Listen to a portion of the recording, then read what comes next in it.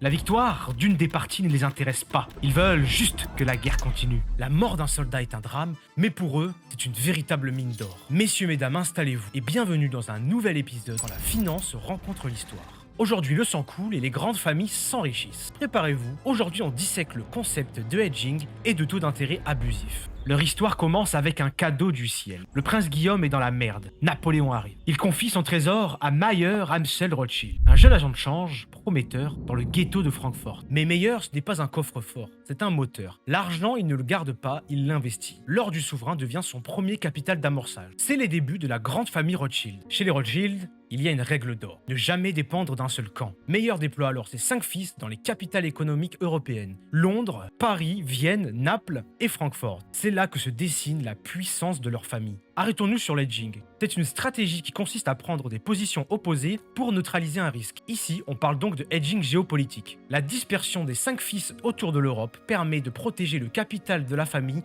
en cas de chute d'un État. Peu importe qui gagne, la famille encaisse. Un État en guerre, c'est un client captif. C'est un État qui a besoin d'énormément d'argent. À cette époque, la famille Rothschild est la seule à pouvoir fournir cette liquidité. Alors, ils deviennent les prêteurs du dernier ressort. Les États ne peuvent plus négocier, ils subissent les taux d'intérêt abusifs et les primes de risque astronomiques. Et pour eux, la guerre, ce n'est plus un drame, c'est leur produit le plus rentable. Selon la légende, Nathan Rothschild aurait racheté tous les titres de l'Angleterre 24 heures avant la défaite de Napoléon. Grâce à son réseau d'informateurs, il aurait appris la défaite de Napoléon 24 heures avant tout le monde, ce qui lui a permis de vendre toutes ses actions et simuler un mouvement de panique pour pouvoir tout racheter avec d'autres sociétés dans la même journée.